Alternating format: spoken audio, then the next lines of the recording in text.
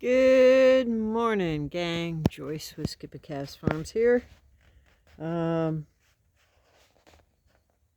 working on a bit of a project.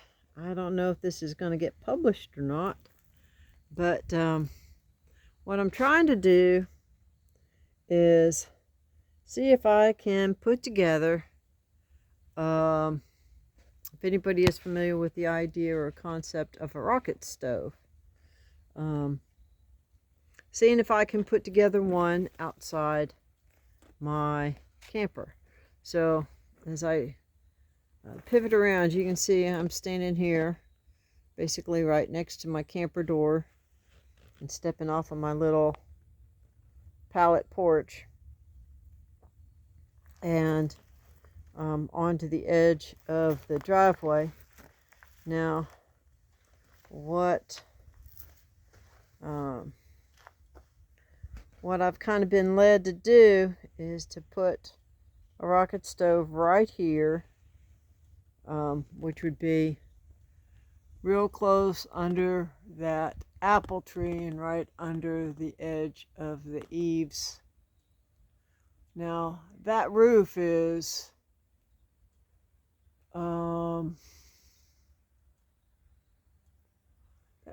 at least 12 feet above the ground. And I had gotten many years ago some fire bricks. They were stored in the truck. I had them stored over here in this little truck box. That was just before I got hit by the tornado and 144-mile-an-hour winds. So I had them pretty well stacked. They ended up getting banged around quite a bit, but surprisingly only a small percentage of the bricks actually fractured. A lot of them got chewed up a bit, and they've been sitting out here next to the camper ever since. So as I say, kind of felt led to go ahead and, just as an experiment, put together a rocket stove right here on the edge of the driveway. Now I've got bigger gravel on my driveway. It's what they call 2x. And then a few years ago, I was having a lot of trouble with my knees, and so I got, as a Thanksgiving project, well, you can see here, if you look underneath the camper, see how coarse that gravel is right there? Well, that's what I was walking on every day. And so a number of years ago, I got some of what they call crusher run, which is smaller gravel, and that's what you're looking at here. In this bucket, I got a little bit of what I would just call pea gravel. And so I'm building the rocket stove on top of the 2x, the crusher run, and then as I laid and leveled that bottom layer, I just added some pea gravel and tapped it down and tried to keep everything level.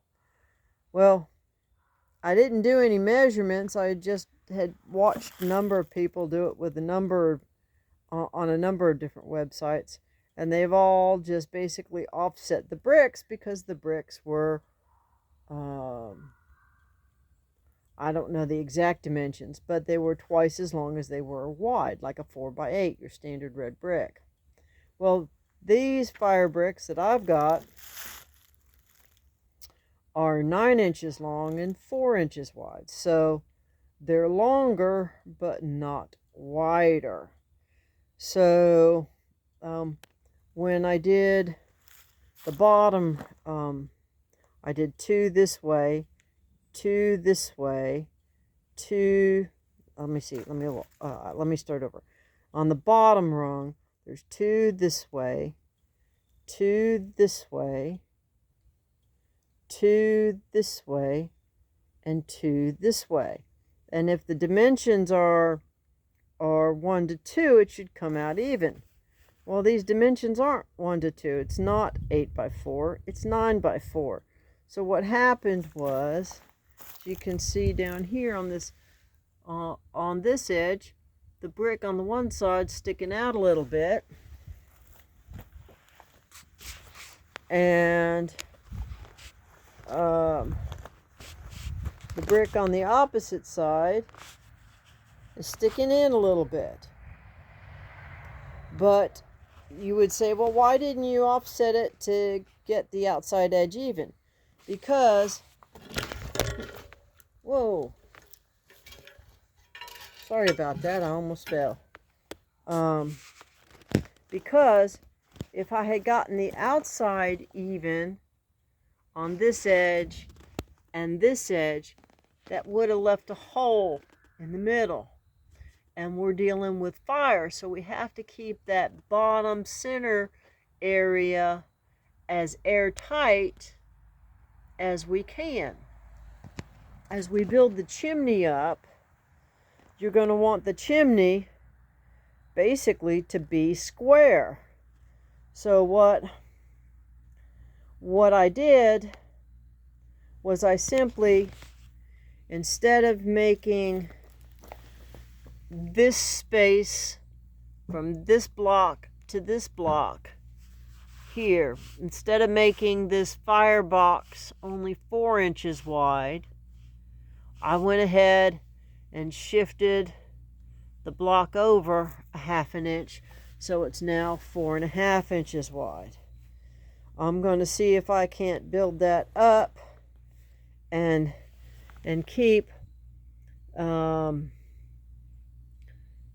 this area here. So here's a second block on top, here's a second block on top.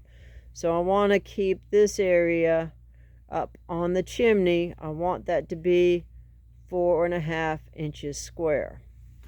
So as you can see, the seam here and the seam here are off a little bit, and they're off from the seam on the bottom because the brick is only 4 inches wide, not 4.5.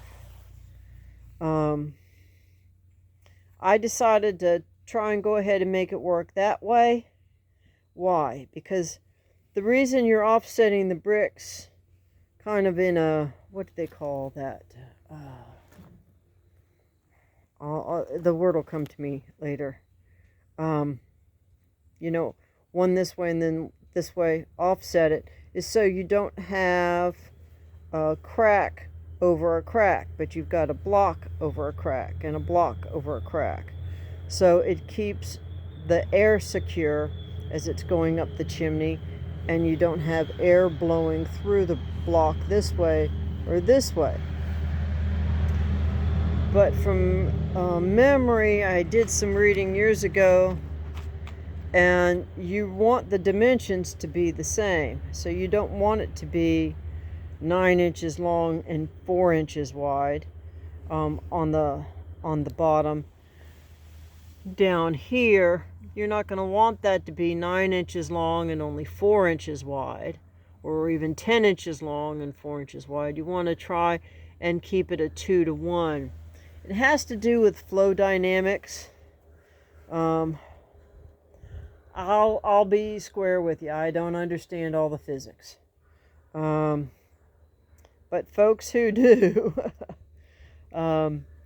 fire and air flow like water do. And so I'm just trying to see if we can make this work with what I've got. So for now, that's where I'm at. I've got, rather than go and spend a bunch, gosh, I almost tripped again. Rather than go and spend a bunch of money for some stainless steel screen, I had some leftover pieces of 1/8 inch wire mesh. You can call it wire cloth or metal cloth, and I'm going to be using these to separate the bottom of the burn chamber where the ashes will go down and the air comes up.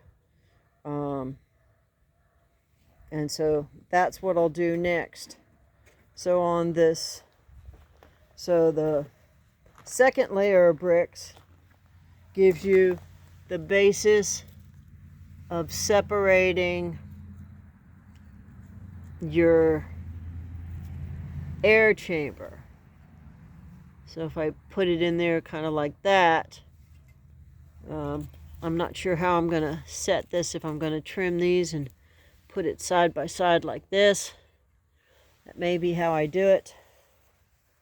So that your wood's going to sit on top of the mesh, and the air is going to come up through the mesh. That's what makes it burn so hot and so efficiently. And then, of course, your ashes will be down at the bottom, so you always have access to air to your embers.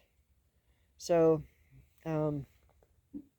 with that, gang, I'm going to go ahead and do the next layer of getting the mesh down and offsetting that, and start building the chimney. And we'll see what we got. I do apologize. I wish I had more dynamic visuals, but I don't have anybody that can stand here and hold the camera for me while I'm doing the work. And I'll see if I can't maybe get a tripod set up going forward here and see if that might work for us. So anyway, at least I was able to get the apple tree cut back from my pathway back here. And we're finally getting some decent weather again. So with that, gang, I will wish you blessings for the day, and whatever you do, just keep chasing your dream.